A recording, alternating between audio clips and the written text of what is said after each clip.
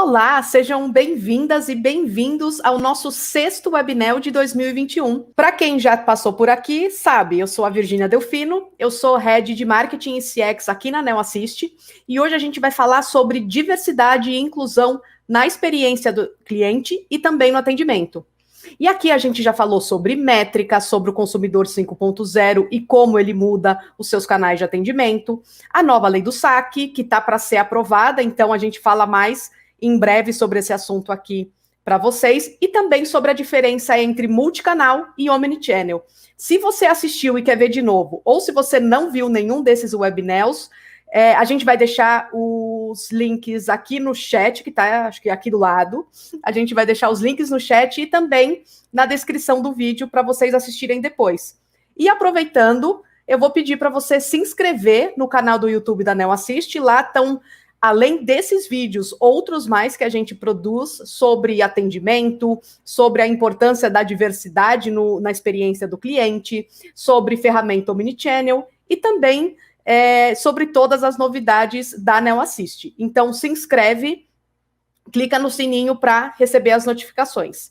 Combinado? A gente sabe que a cada dia mais as empresas estão se movimentando para oferecer opções de atendimento, opções de produtos e serviços que considerem a diversidade das pessoas. E também as empresas estão fazendo uma movimentação de contratar pessoas em diversos recortes diversos, né? Que precisam ter acesso ao mercado de trabalho e a posições de liderança, posições mais estratégicas.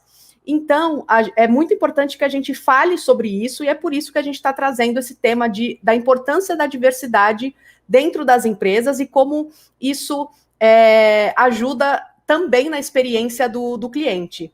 E, como sempre, a gente separou um momento no final para responder as suas perguntas. Então, se você tem qualquer pergunta, pode deixar no nosso chat. A equipe já está de olho para pegar as melhores e a gente faz aqui para a nossa convidada no final desse bate-papo. E, falando nela, eu queria apresentar para vocês a incrível Mirelle Rampel, que hoje ela é diretora de Gente, Gestão e Diversidade na Q Saúde e é uma super parceira da Neo Assist. Então, Mirelle, seja muito bem-vinda. Obrigada, Virgínia. Como sempre, um prazer estar com vocês, uma empresa que eu admiro tanto, e, obviamente, para falar de dois temas que eu adoro, né? Operações, pessoas com pitadas de diversidade, não pode ser melhor. E conta um pouquinho para a gente, Mirelle, hoje você está na Q Saúde, né? Então você pode falar um pouco sobre a Q Saúde e dessa mudança, porque você é uma grande referência em liderança de grandes operações de atendimento. E você agora está numa posição de diretoria de uma área de gente, gestão e diversidade. Então conta um pouquinho para a gente de como foi esse caminho da sua carreira.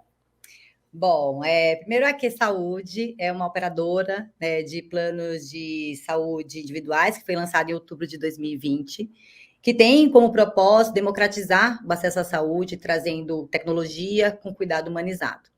Então, é uma proposta, né, que tem muito a ver, primeiro, com o meu propósito, né, de melhorar a qualidade de vida, melhorar questões que hoje doem na sociedade. Então, hoje, os planos de saúde tradicionais, você não sabe nem quem é, ninguém nunca do plano de saúde perguntou como foi sua cirurgia, né, ou como foi... como você tem passado, né? Aqui na Q Saúde, a gente acompanha toda a jornada de vida do cliente, a gente tem médicos da Clínica Einstein, médicos de família da Clínica Einstein, que acompanham, né, toda a vida do paciente. Então, minha mãe é médica, eu sempre falo, gente, quando não é da minha família, as pessoas perguntam, nossa, Mirelle, eu tô sentindo isso, pergunta à sua mãe para que médica eu vou, Mirelle, eu tô sentindo aquilo, pergunta para ela o que eu faço, né, porque você não tem referência, né, no plano, na vida normal, você vai procurando, né, tô sentindo um sintoma e vou atrás, né, do que pode ser que eu ache, né, que eu adivinhe. E aqui na Q Saúde a gente tem todo esse acompanhamento, toda essa jornada, para que o cliente, na verdade, não fique doente, né? para que a gente promova, assim, a saúde e trabalhe muito mais na prevenção. E como foi minha chegada aqui, né? Eu trabalhei sempre, né? Tenho uma história aí bem generalista, né? Trabalhei em diversas áreas, marketing comercial, né? Treinamento, e na entrada do mundo das startups, há 10 anos atrás, eu entrei nesse mundo novo de operações, de customer experience, de customer success, né? Que não é só o antigo, né? Teleatendimento, né? Esse mundo mais processual, e sim uma proposta de construir uma trajetória, de construir uma experiência, de construir uma nova jornada para conexão com aquele produto ou serviço. Neste momento, né, dessa jornada, eu tive que aprender coisas muito diferentes que no mercado a gente não estava acostumado. Né? A gente tinha entradas de colaboradores a longo prazo, a gente tinha empresa que crescia devagar, a gente tinha tempo para desenvolver pessoas, o nosso turnover, a nossa rotatividade, ela era muito menor. E, de repente, a gente crescia 300 pessoas a cada 6 meses, o turnover estava altíssimo, novas profissões, novos skills que não condiziam com a formação tradicional. E este universo todo me aproximou muito das áreas de people, onde eu trabalhei. Então, eu sempre trabalhava muito próximo da área de gente de gestão, de diversidade, de cultura, porque eram grandes operações que puxavam esse cenário. Então, e aí agora, estando do outro lado, né, tipo, é importante ter vivido na pele essa história e estar agora como protagonista dessa mudança e de todas esses novos nuances no mercado que hoje esse desafio aí de desenvolvimento de pessoas necessita. Então, acho que uma coisa acaba complementando a outra de forma positiva.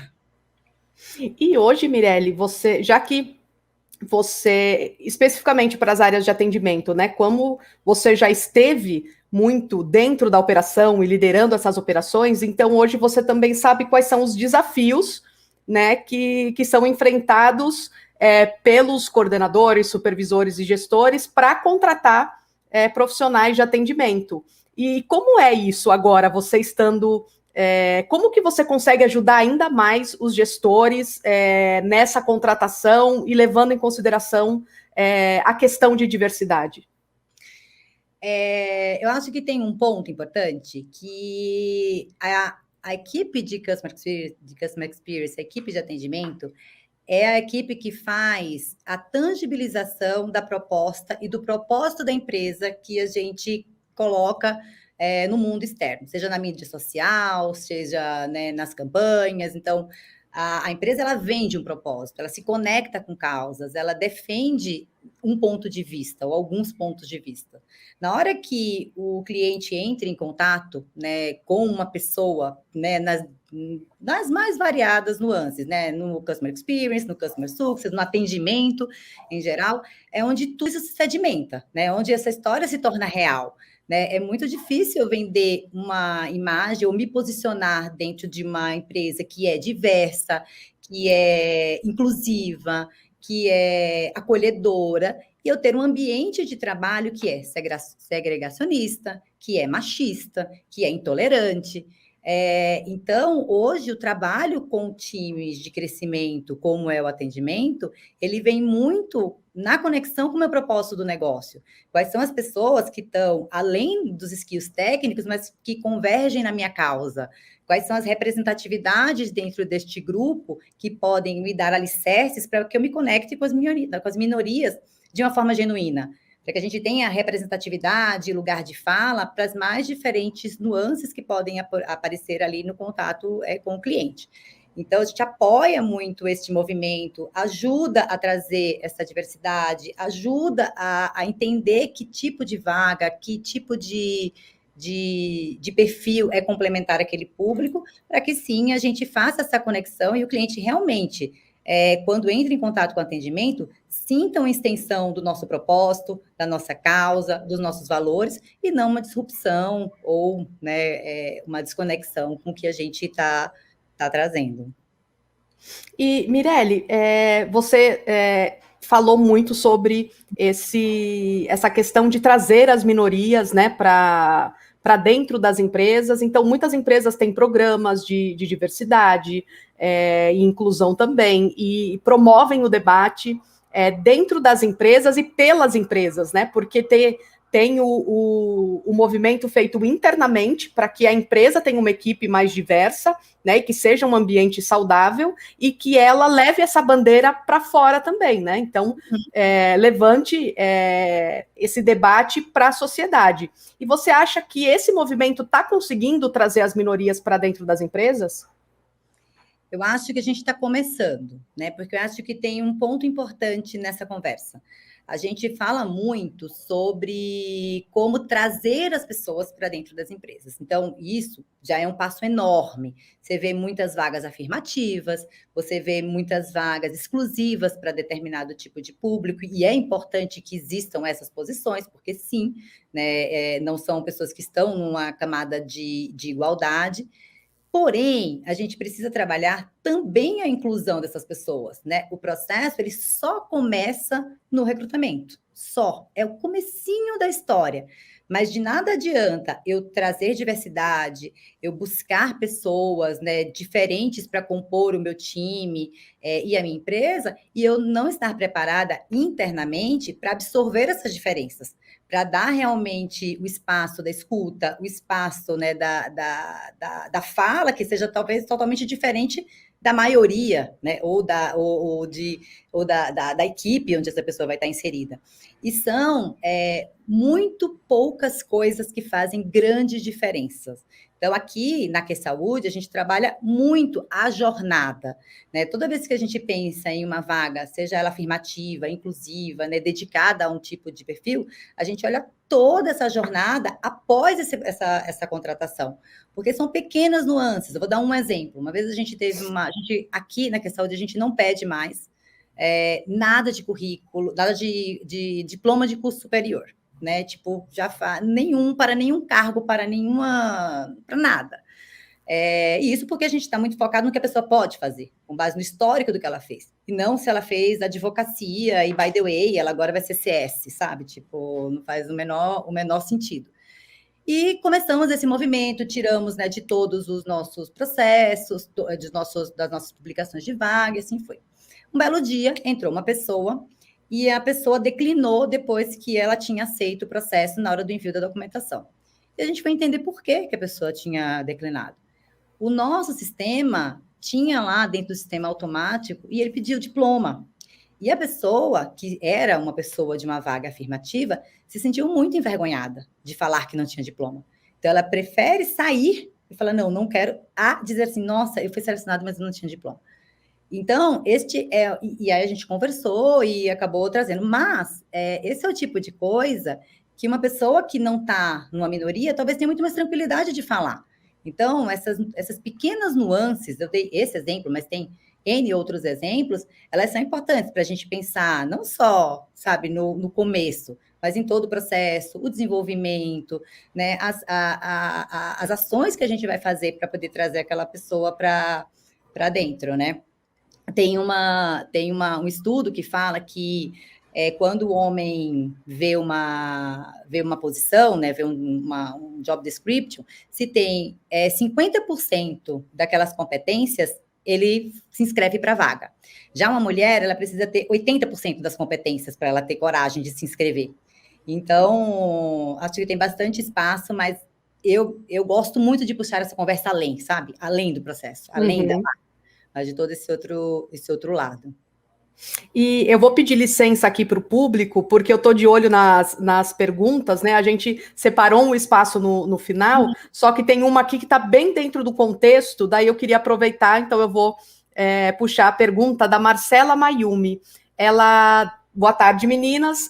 Falando em contratação, é preciso fazer mudanças nos processos seletivos para começar a atrair e contratar as pessoas de recortes sociais? E aí eu vou além, no processo seletivo e nesse onboarding da pessoa, né?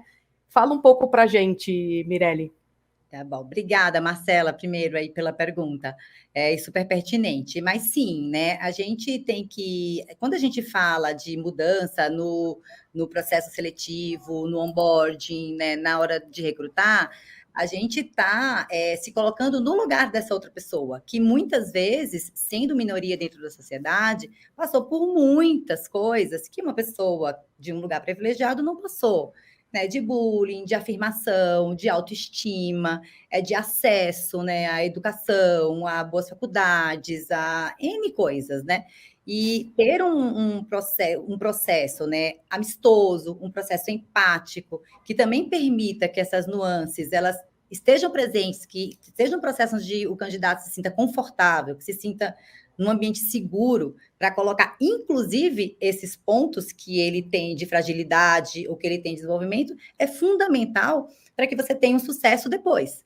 Porque se a gente vai no processo tradicional, com as perguntas tradicionais, né, numa busca de skill só técnico, muitas vezes você vai descobrir outras coisas no seu dia a dia, né, no comportamental, que vão colocar essa pessoa num lugar diferente do que ela poderia estar. Então, acho que todos os pontos, né, como a gente falou, né, que começa na hora que eu publico uma vaga, na hora que eu coloco, vou dar um exemplo, na hora que eu coloco uma vaga afirmativa para negros, estou dando um exemplo, e eu coloco exigência de faculdade, graduação, pós-graduação, MBA, inglês, não sei o que, eu não estou sendo coerente com a minha proposta. Então, coerência, consistência, análise, estudo, a gente faz muito aqui no QSaúde, na QSaúde, pesquisas. A gente pergunta muito, né? As pessoas falam, vem Mirelle com pesquisa de novo. Sim, a gente pergunta muito, e é importante fazer os recortes dessas minorias internas para que você consiga revisar e melhorar constantemente os seus processos com base no lugar de fala dessas pessoas. E aí eu vou também agora, no gancho que você falou do processo seletivo, o Richard Almeida pergunta se, na verdade, ele pede se você pode compartilhar algum exemplo de um onboarding que forneceu um grande insight para um time. Não sei se você já teve que preparar um time para receber algum recorte, ou durante aquele recorte você proporcionou uma jornada diferente. Obrigada, Richard. A gente está constantemente remodelando o nosso onboarding, até porque, como eu fui da área de operações muito tempo, eu sei da importância de um bom onboarding para o sucesso aí do colaborador. O que a gente, né, acho que esse caso que eu contei, né, que aconteceu no processo, né, de chegada, que foi da exigência de algo que não necessariamente tinha coerência com a minha proposta, foi um caso que fez a gente reestudar tudo. Então, deste casinho, a gente olhou toda a jornada.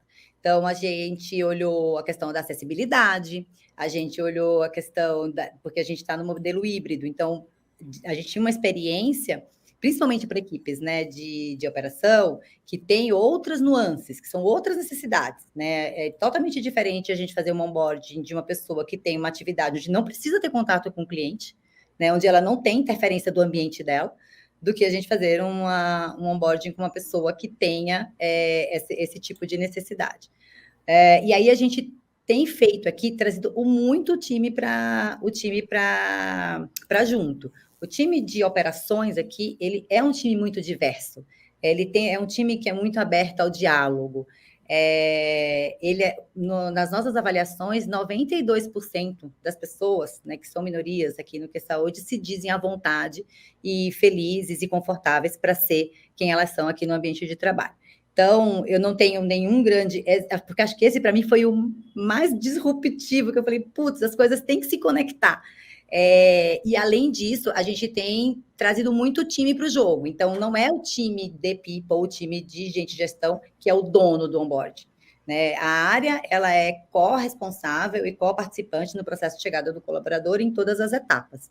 Então, para cada área, para cada nossa, a gente faz um processo diferente para não ser tão clusterizado, tão sistematizado e sim mais aberto. Excelente. E, Mirelle, agora, do ponto de vista dos clientes, você acha que eles já estão escolhendo marcas ou empresas por esse ou aquele serviço, esse ou aquele produto, baseado na diversidade, em relação, assim, ao quanto a empresa atende às necessidades dele enquanto público, né? E também o quanto a empresa se preocupa com a diversidade. Você acha que já está mudando? Eu acho que já mudou, viu? Bastante, Virgínia, porque hoje conecta um pouco do que eu falei lá no começo. Você não escolhe mais um serviço ou um produto, você escolhe uma causa, você escolhe um propósito, você escolhe uma história, né? E você se conecta com aquela história, né? Com aquele propósito. E se este propósito não está relacionado à construção de uma sociedade mais justa, mais igualitária, com menos burocracia, com mais facilidade, dificilmente, ou que tem práticas, né, que são práticas que não são coerentes com o seu propósito individual, dificilmente você consegue continuar consumindo aquele produto, né? A gente teve vários exemplos aí do varejo, né, de indústrias que estavam usando o trabalho, né, com condições precárias e, tipo, teve um puro impacto na marca. Dificilmente você vai consumir um produto de empresa que você sabe que é machista, que é uma empresa racista. Como você vai consumir um produto de uma empresa que você sabe que tem esse tipo de comportamento? É quase, né, quase repulsivo, assim, esse tipo de atitude. Mas, porém, contudo, todavia, precisa ser real. Acho que do mesmo jeito que a gente exige e busca e se conecta, e isso é importante, porque os negócios, eles não criam mais pessoas que vendem o seu produto. Eles têm negócios de pessoas que são conectadas com o seu propósito, que são promotores da sua causa. Eles acreditam no que você acredita. Isso é muito mais poderoso do que simplesmente o consumo raso de um produto ou serviço. E por isso ele tem que ser genuíno, né? No mesmo jeito que a gente não quer se relacionar com marcas que tenham esse tipo de comportamento, a gente também não quer se relacionar com marcas rasas, que tem, né, no marketing um posicionamento e na vida real você sabe que tem outro tipo de postura. Então, eu acho que esse assunto, né, de diversidade, de inclusão, de abraçar causas, ele tem que ser um assunto tratado em toda a sua amplitude, conectado com o seu negócio. Não é para todo mundo, não preciso abraçar todas as causas, não preciso estar em tudo. Eu preciso estar em coisas que fazem sentido para mim, para minha história. E aí as coisas vão ser muito mais fluidas e a sociedade tem condições de consumir produtos e serviços muito mais reais. Aqui na Neo Assist, Mirelle, a gente tem, né, uma área de diversidade e um dos nossos desafios é exatamente a gente, quando a gente fala de diversidade, ainda mais as novas gerações, né, elas já chegam com tudo, então a gente precisa incluir, então a gente precisa, e aí trazem vários recortes. Aí uma coisa que a gente tem que ficar bem atento é isso, calma. Vamos fazer uma coisa de cada vez, porque senão nada vai dar certo, né? Então foi o que você disse, é importante isso, você não precisa abraçar todas as causas, mas vamos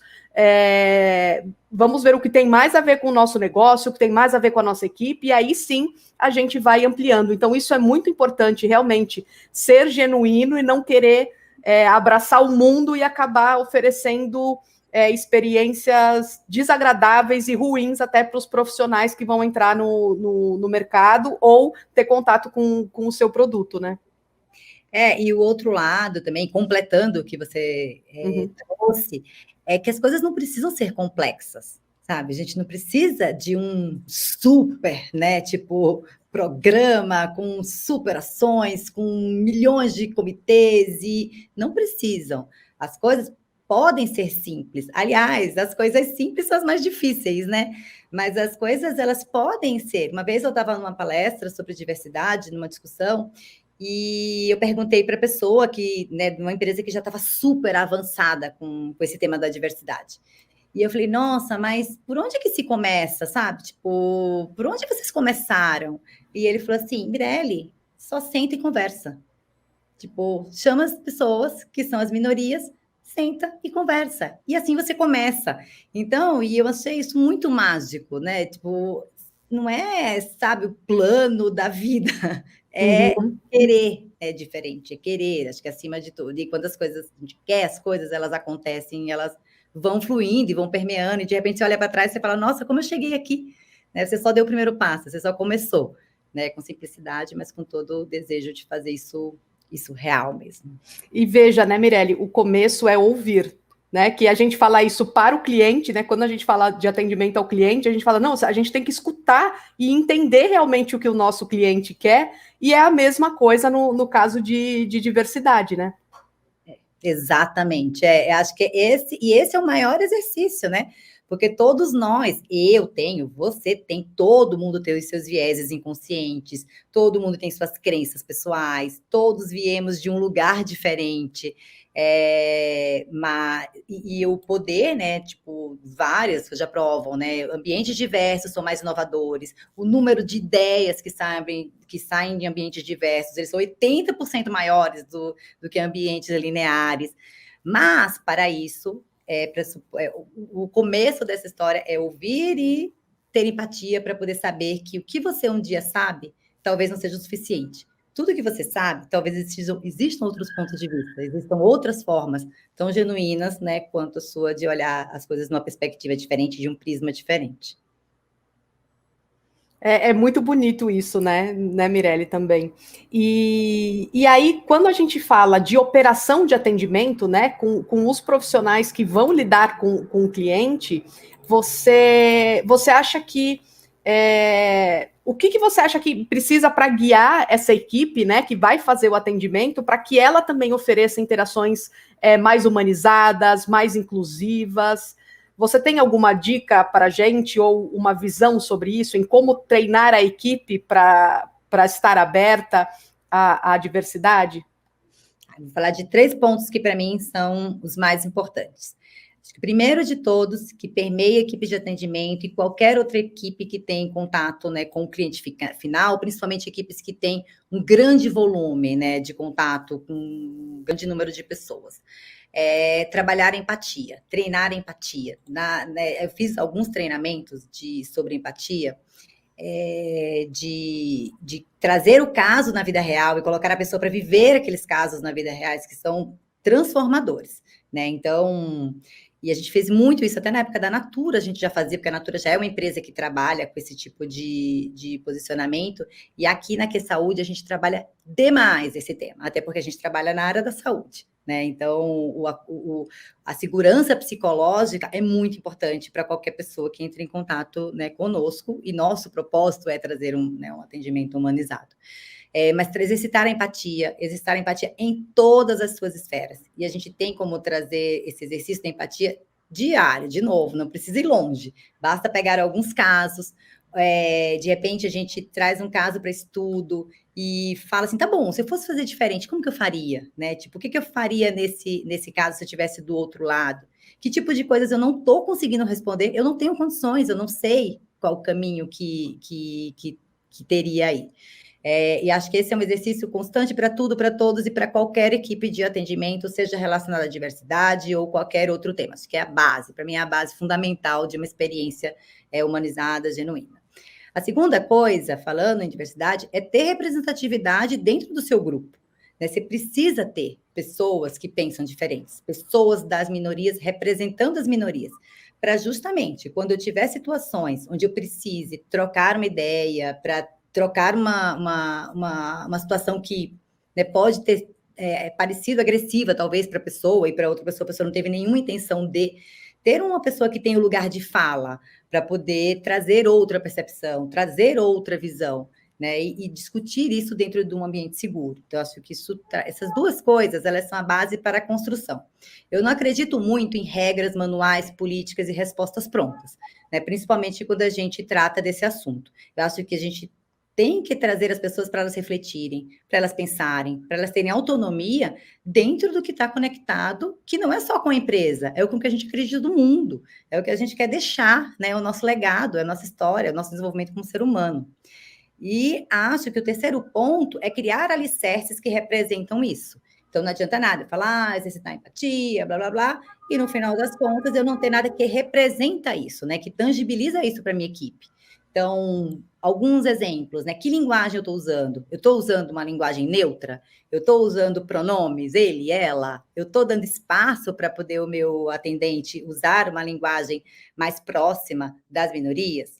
Eu estudo a minha base de clientes, eu sei qual é a representatividade da minha base que está entrando em contato com o meu atendimento, eu tenho, né, um olhar para as minorias, eu pego as tags que, né, tem o tag da minoria e olho quais são as avaliações daquela minoria dos meus produtos ou serviços, ou mesmo do meu atendimento, porque às vezes você olha o recorte, né, olha o CSAT, olha o NPS, olha outros indicadores, FCR, etc., de uma forma generalista, né, ou mesmo por cortes, né, de idade, número de contato, N outras coisas, mas tá bom, e como que é dentro das minorias esse tipo de experiência? E através dessas nuances, você conseguir trazer elementos para poder trabalhar esse time. Outra coisa que é muito bacana, né, que poucas pessoas, mas que é muito simples, mas que é muito bacana, é fazer a mentoria reversa. Então, ter pessoas dentro do seu time que fazem mentorias para falar sobre temas de questões raciais, de gênero, para as próprias lideranças ou para os próprios pares, para que as pessoas consigam discutir esse assunto dentro de uma outra perspectiva, entende? Eu acho que essas ações que colocam as pessoas para pensarem, para levar as pessoas para um outro lugar, sabe, um outro patamar, ela coloca uma equipe de atendimento num lugar muito diferenciado de uma equipe que é robótica, né, que está ali mais pautada nos manuais e nas coisas mais, né, by the book. Então, Mirelle, realmente é essa a essência, estar presente na empresa, né, no dia a dia da empresa, na cultura, nos valores, porque aí as pessoas elas vão ser naturais e genuínas, como você disse, ao lidar com a diversidade, né, no atendimento ou em qualquer interação. Uhum, exatamente. A linha ela tem que ser uma só. Se eu sou uma empresa verdadeira com o meu cliente final, eu tenho que ser verdadeira com meus colaboradores, que tem que estar conectados com a minha causa, que tem que estar coerentes com o meu propósito, e aí sim, essa orquestra, ela funciona aí de uma forma muito mais fluida, muito mais genuína. Sim, e Mirelle, as pessoas estão mandando aqui diversas perguntas, e para abrir, né, a sessão de perguntas, eu também vou tomar a liberdade aqui de trazer uma pergunta do Alessandro Silva, que ele coloca assim: como fazer a indústria entender que diversidade não é para trazer receita?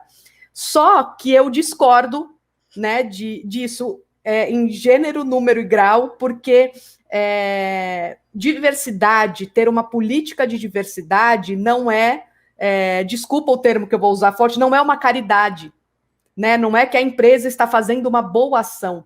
Quando a gente traz a diversidade para dentro da empresa, a gente consegue sair do senso comum, a gente consegue trazer pessoas com realidades, com visões totalmente diferentes, e aí a gente chega a novos olhares, novas conclusões, novos produtos, novos serviços, outras formas de fazer as coisas. Então, Alessandro, a diversidade talvez não no momento imediato, que não, a empresa não tem esse reflexo imediato com uma palestra, porque tem muita empresa que faz isso também, né, Mirelle? Faz uma palestra de diversidade, contrata uma ou duas pessoas de determinados recortes, e não é esse o jeito de se fazer. Foi o que a Mirelle falou, tem que ser genuíno. Então, Alessandro, quando as empresas e indústrias entendem que a diversidade traz conhecimento, traz riqueza para dentro da empresa para desenvolver novos produtos e serviços, elas traz receita sim. Você concorda, Mirelle? Concordo. Eu acho que concordo do gênero, número e grau, e também obrigada, Alessandro, por expor, né, essa pergunta, essa dor, porque dá para sentir a dor na sua pergunta, Alessandro. Eu acho que, assim, eu acho que é primordial de tudo, né? É isso que a gente falou, que a Virgínia falou, a gente tem que fazer porque a gente acredita nessa mudança para a sociedade, né? Eu falo bastante que eu não estou aqui, eu não estou na Que Saúde porque eu quero fazer programa. Não, eu quero isso para minha vida. Eu quero isso para minhas relações, eu quero isso para meus filhos, eu quero isso na sociedade, eu quero ver essa sociedade com outras nuances. By the way, no meu trabalho me proporciona ser a pessoa protagonista à frente disso dentro de um ambiente sensacional, mas não é uma escolha, né, porque eu trabalho, é uma escolha de vida, e acho que isso é importante quando a gente fala desse tema em todas as esferas.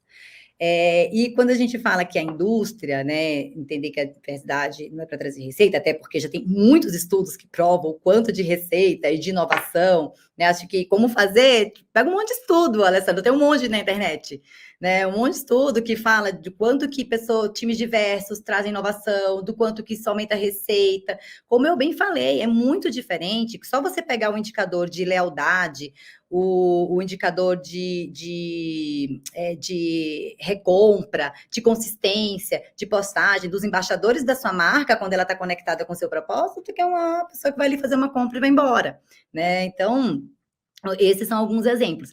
Mas, só um ponto, não existe indústria, existem pessoas. Não existe a indústria, perceber. Quem são as pessoas na indústria que você precisa trazer? Quem são as pessoas que você se conecta? Quando você começa a falar nesse tema e acha super legal que você queira trazer esse tema, não tenta trazer para todo mundo. Escolhe alguns embaixadores, escolhe algumas pessoas que, junto com você, vão começar a mobilizar esse tema dentro da organização. E, às vezes, a gente não vai achar caminho fácil mesmo, não vai achar uma empresa que vai, né, e acho que em nenhum lugar, né? Você vai achar os seus desafios, você vai achar as coisas que você precisa passar. Mas fazendo boas escolhas, sendo consistente, né, tendo ferramentas que o time pode construir para poder levar esse tema adiante, né, o sucesso, né, de trazer esse tema de forma genuína certamente vai chegar. E, Mirelle, aí falando dos desafios, né, que são encontrados dentro das organizações, tem a pergunta da Edna, né, que pergunta como lidar com pessoas do time que se recusam ou têm uma grande resistência ao tema de diversidade. Tá bom. Boa pergunta, Edna. Obrigada, tá?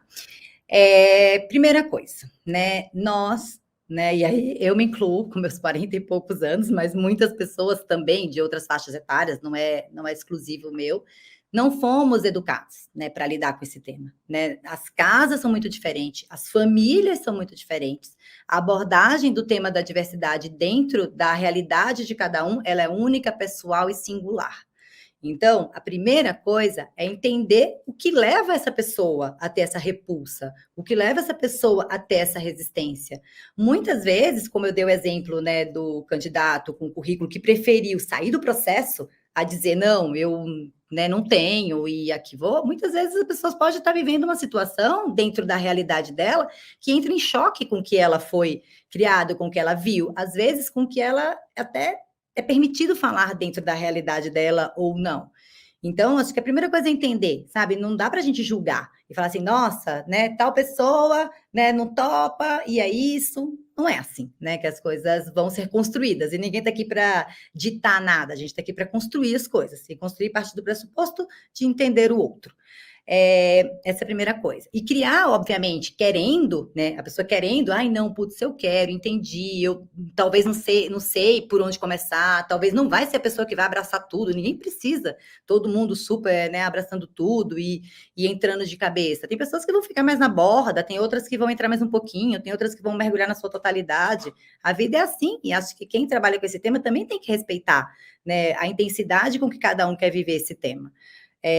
Mas, se essa pessoa for uma pessoa que tem comportamentos, né, machistas, que tem comportamentos segregacionistas, que tem uma posição, né, que de alguma forma prejudica ou, né, tipo, não é coerente com a cultura e com o propósito da empresa, é a pessoa desligar a pessoa e seguir a vida. Eu acho que são os dois lados. A gente tem que ser empático e entender e, obviamente, fornecer todas as ferramentas e condições para que as pessoas possam abraçar essa causa, mas o propósito da empresa é o que move. E ele não pode ser tolerante com pessoas que têm reações contrárias àquilo que eu me proponho a fazer. Senão, não estou sendo genuíno, né? Perfeito, Mirelle. E aí também complementar, né? O Pablo pergunta: se eu não implementar políticas de diversidade e inclusão, uma marca pode perder muita relevância e competitividade? Certamente, né? Acho que não só perder relevância e competitividade, como gastar muito mais energia para você conseguir provar o seu produto e trazer pessoas que não estão conectadas com a sua marca, o seu propósito. A gente tem vários exemplos aí, né, de marcas que vão se afastando dos seus clientes, ou mesmo vão mudando o seu posicionamento. Teve uma recente marca, que não vou mencionar o nome, que é uma marca que vendia muitas coisas a preços acessíveis no varejo. E tinha uma proposta super legal. E, de repente, a marca começou a colocar outros produtos caros, de designers famosos, e um monte de gente que consumia produtos, eu estou falando até por mim, que consumia produtos desta empresa, assim, nossa, mas não tem nada a ver, né? Não é esse o propósito, não era essa a história. E me afastei, e a empresa até recentemente ligou, foi muito legal, assim, o processo, putz, realmente, né, tivemos um churn grande, um monte de clientes se afastando, quando a gente colocou produtos diferentes. Mas olha a importância disso. Não é que a empresa mudou as políticas de diversidade ou inclusão, que é o meu ponto aqui, porque mudou o seu propósito. As pessoas estão ali com um propósito, estão ligadas com uma marca, estão ligadas com um posicionamento. Então, isso vale para tudo, né? O tema de diversidade e inclusão, ele não é uma escolha, como a Virgínia falou. Ele não é, eu não posso, não quero. Hoje é uma realidade, e as empresas, sim, elas precisam abraçar as causas, elas precisam se conectar, principalmente porque a força de trabalho, a força jovem de trabalho, não é uma força que é tolerante a esse tipo de dissonância ou de desconexão, né, no dia a dia. E aí, voltando para a equipe interna, né? Tem uma pergunta aqui da Gamer e Tecnologia, que é muito boa. E ele pergunta: se apostar em diversidade e inclusão pode melhorar a produtividade, motivação e comunicação de pertencimento dentro da equipe interna? Com certeza, né? A base da diversidade e da inclusão, porque não são coisas separadas e não pode ter diversidade, você não é uma empresa diversa se você não é uma empresa que trabalha a inclusão, parte do pressuposto que, quando a pessoa está num ambiente onde ela é aceita, onde ela tem segurança psicológica, onde tem segurança emocional para trabalhar, ela está mais feliz. E, sendo feliz, eu sou mais produtiva. Eu faço sempre a seguinte, né, reflexão. Imagina você, um dia, em qualquer lugar. Você foi num restaurante, ou você foi convidado para casa de um amigo, você entrou na escola nova, onde você, de certa forma, não se sentiu pertencente daquele grupo. Onde você, de certa forma, se sentiu um pouco deslocado. Como que você se sentiu? Qual foi a sua sensação?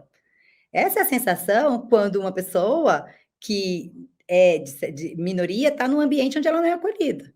Se essa sensação está ali, é impossível a pessoa ser produtiva, é impossível a pessoa ser feliz, porque esse sentimento é muito ruim. Né? Basta todo mundo lembrar de um momento onde, de certa forma, você não coube naquele lugar onde você estava. Então, quando você cabe no lugar, onde você é aceito no lugar, onde você é feliz naquele lugar, tudo flui. Não só a produtividade, né, a motivação, a comunicação pertencente, mas principalmente a inovação. Principalmente, que é a grande máquina propulsora de negócios aí, né, nos próximos anos.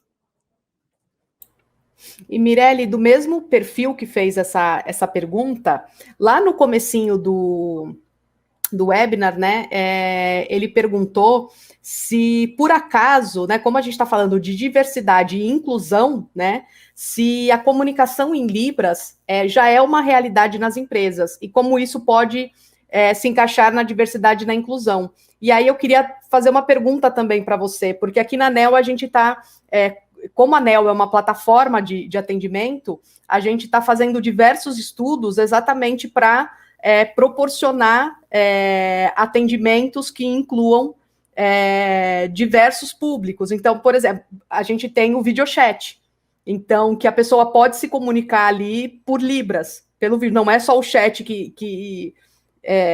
então, tem diversas maneiras de fazer isso. Vocês aí na QSaúde, vocês já têm alguma coisa nesse sentido, de Libras, de uma comunicação mais inclusiva? A gente já tem a comunicação inclusiva, a gente já tem o videochat, a gente tem a telemedicina, né, com a proximidade de vídeo, justamente para abarcar, né, essas outras realidades, mas Libras ainda não. E acho que não é uma realidade na maioria das empresas. Acho que a questão de Libras, assim como o Braille, ela é uma camada que ainda vai chegar, né? Eu acho que e por quê, né? Porque quando a gente faz as escolhas, né? Como a gente falou, a gente tem que fazer as escolhas que a gente vai trabalhar. Quando a gente olha a base, quando a gente olha tudo, a gente quer. Mas a gente geralmente começa onde tem maior oportunidade de resolver o problema da maior parte das pessoas que entram em contato com a gente ou que estão no nosso dia a dia. Então, aqui a gente tem um ambiente super preparado para, né, tipo, até porque somos da saúde, para grande parte de PCDs, a gente tem espaço aberto, cadeiras, enfim, a gente tem um ambiente que proporciona isso. Mas Libra está no radar, tem um projeto, é verdade, já está lá, mas ainda não chegamos lá, em breve. Isso aí, em breve a gente também vai chegar lá. E agora uma pergunta da Natália, né? Como medimos a diversidade dentro de uma empresa? E é importante medir mesmo, igual você falou, lá vem a Mirelle com pesquisa. É fazendo pesquisa, né, Mirelle? Eu acho que começa com senso. Eu acho que, né, fazer o senso e entender ali, né, tipo, e acho que o senso é super importante. Eu converso com algumas pessoas que fazem um monte de coisa, mas não fazem o senso. Eu digo, mas você está fazendo o quê? Né, você tem que saber o que você está, qual a dor que você está vivendo e qual é o seu grande gap, né? Porque, né, o primeiro passo para você resolver um problema é saber. Então, tem empresas, Natália, que fazem o censo, inclusive de forma anônima, que tem toda uma metodologia. Na Que Saúde, a gente tem uma pessoa que é especialista em diversidade, então essa pessoa conseguiu fazer porque tem conhecimento da metodologia. O censo não é uma coisa que qualquer pessoa, né, sabe fazer, tem toda uma metodologia e toda uma história por trás para que ele seja realmente genuíno. Mas acho que começaria com o censo. E a partir do censo, fazendo os recortes e investigando o que está acontecendo no dia a dia, sejam recortes com os grupos minorizados, ou sejam recortes com a empresa inteira, para a gente saber como absorve também o outro lado. Né? Mas é pesquisa, pesquisa, pesquisa, pesquisa, todo dia. E ação, né? Porque não adianta fazer pesquisa, né? Tem que fazer a pesquisa e colocar em prática os resultados, né? Isso, sim, mas assim, sempre, e também não adianta fazer a ação sem a pesquisa, porque senão você não vai saber se é aquilo que o público diverso na sua empresa realmente quer, porque a gente precisa ouvi-los. Então, primeiro ouça, né, o público, faça pesquisas e aí tome as ações. Porque também não adianta também só pesquisar, porque ninguém tem em mente, poucas pessoas, né, têm em mente que quando a gente faz uma pesquisa, a gente cria uma expectativa também. Ou seja, estão fazendo o censo aqui na empresa. Por quê? Vão trazer mais gente? Vão identificar aqui que tem um público de mães e vão dar uma atenção, um benefício especial para mães, para pais, para pessoas que moram, porque eu estou tirando como base o censo que a gente faz na NeoAssist, porque a gente abordou, agora, ainda mais agora na pandemia, até assim, vamos todo mundo trabalhar de casa. Nossa, mas será que todo mundo da empresa tem a mesma condição de trabalhar de casa? Né? Então, a gente começou a fazer algumas perguntas mais sobre o dia a dia da empresa para ver se tinha se a internet que chegava era suficiente para ela realizar um bom trabalho, se ela tinha uma mesa, uma cadeira, tanto é que a pessoa levou a sua cadeira para casa, né? A cadeira que tinha no escritório para casa. Então, são vários pontos que a gente precisa pesquisar e depois tomar uma ação no que a gente identificar, né? E aí tem também aqui para a gente finalizar, né? Porque a gente está chegando ao fim. Uma pergunta aqui do Jefferson Nascimento: se a gente consegue identificar uma inclusão de diversidade genuína ou uma inclusão forçada ou fake, assim, quando é só para inglês ver, Mirelle, você acha que tem como a gente sacar isso? Olha, eu acho que sim, né? Obviamente, hoje as coisas são muito rebuscadas. Então, na maioria das vezes, é difícil mesmo, né? Você parar para identificar ali o que é ou não é. Porém, eu acho que com consistência, se você consome aquele produto, se você acompanha aquilo, você consegue perceber, né? É muito fácil, né? Eu já passei por situações pessoais mesmo, onde você tem uma expectativa e na hora que você entra em contato com a empresa, você tem um tratamento totalmente diferente daquilo que foi, né, colocado, né? Acho que outra coisa legal, Jefferson, é quando você vê as empresas que usam a bandeira da diversidade, mas sempre usam, né, modelos, pessoas ali que não são reais, que não estão no dia a dia. Né? Geralmente, as empresas que trabalham esse tema, elas, né, trazem as pessoas para falar, trazem os seus speakers, os seus stakeholders, trazem pessoas da operação, são pessoas que trabalham ali falando daquele tema. Isso é genuíno, né? Isso é verdadeiro, né? Então, e principalmente, obviamente, quando você vê o posicionamento com relação a questões sociais, com as questões polêmicas, a empresa super, né, defende uma causa, e aí surgiu um tema polêmico, a empresa, nem, sabe, nem tá ali, sabe, não é comigo. Então, acho que tem alguns indícios que a consistência, que o acompanhamento, que as pequenas nuances do dia a dia de uma vida real, né, que acontece, trazem como elementos de saber se aquilo é verdade ou se realmente aquilo está sendo forçado ou fake, porque sim, né? Isso aconteceu e acontecerá sempre. Né? Mas ficam né? O que a gente tem ficam quem é consistente, fica quem é verdadeiro. Né? Outras coisas que não são verdadeiras, elas vão se dissipando pelo caminho porque não tem base, não tem fundamento, não tem raiz. E aí não vão sobreviver ao tempo. E até, né, Mirelle, as pessoas que estão dentro de uma... Por exemplo, se uma determinada marca faz uma propaganda ou faz uma ação e aquilo não reflete o que acontece dentro da empresa, hoje os funcionários, eles têm voz na internet. Então, rapidamente, aquilo é desmascarado. Né? Então, por isso que tem que ser, sim, genuíno, porque fica... porque se não alguém vai se manifestar e aí todo mundo vai saber que aquilo foi uma jogada de marketing e não teve o seu propósito genuíno.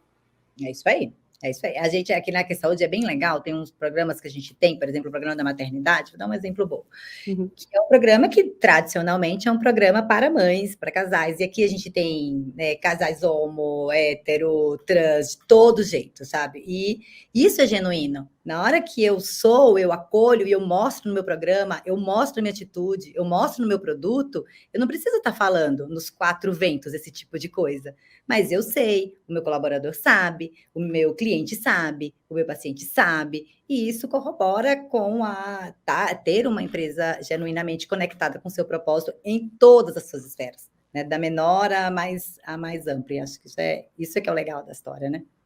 Que exemplo, né, Mirelle, que para todo mundo, né? A gente aqui na NEL faz tempo já, a gente é bem preocupado com esse tema, em trazer de forma genuína, e vocês aí da Que Saúde também estão fazendo um trabalho lindo, e aproveito a deixa para avisar que o tempo voou, né? E eu quero agradecer a todo mundo que participou e interagiu com a gente, que mandou pergunta, porque esse sexto webinel foi sensacional, ele vai ficar disponível, tá? Então, quem gostou, quer rever, quer indicar esse papo super rico, né, com tantas informações aí que a Mirelle trouxe para a gente, é só aguardar, ficar ligado no nosso perfil do YouTube, que em breve a gente vai disponibilizar essa conversa. E, Mirelle, muito obrigada pela sua generosidade em estar aqui com a gente, em compartilhar vivências suas, conhecimento. Muito obrigada mesmo por esse papo e acho que a gente vai ter mais papos como esse em breve. Obrigada a eu, gente. É um prazer enorme, né? Não só falar com vocês, falar desse tema. Acima de tudo, eu quero muito estar junto e me conectando com pessoas que querem construir esse mundo que a gente tanto imagina. Então, obrigada, estou à disposição. Meu LinkedIn está aberto, né? O canal também está aberto para quem quiser conversar mais sobre o tema, trocar mais experiências, né? Acho que as histórias não terminam, elas têm só vírgulas e não ponto final. Obrigada mesmo. Daqui a pouco são os episódios, né? A gente não faz mais filme, né? Agora é tudo série, com temporadas, né? Então logo vai vir a próxima temporada. Muito obrigada, Mirelle. Obrigada, gente. Beijos. Um beijo. Então, é isso. Eu tô vendo aí a galera comentar, falou que gostou bastante. Esse é um assunto polêmico, mas a gente precisa falar dele, a gente precisa levantar essa bandeira e da maneira certa. Né? Então, por isso que a gente trouxe a Mirelle aqui, incrível e com tanto conhecimento para a gente, que faz isso na prática de forma genuína. Então, eu estou super feliz com o resultado desse webinar. Ele, como eu disse, ele vai ficar aqui no nosso canal, então em breve a gente vai disponibilizar o vídeo completo. E a gente quer saber o que vocês acharam. Então, eu já vi que colocaram, a equipe colocou no chat já um link para a pesquisa. A gente também vai mandar por e-mail. Então, contem para a gente o que vocês acharam, o que a gente pode melhorar, mais sugestões de temas, sugestão até de entrevistados aqui para eu bater um papo.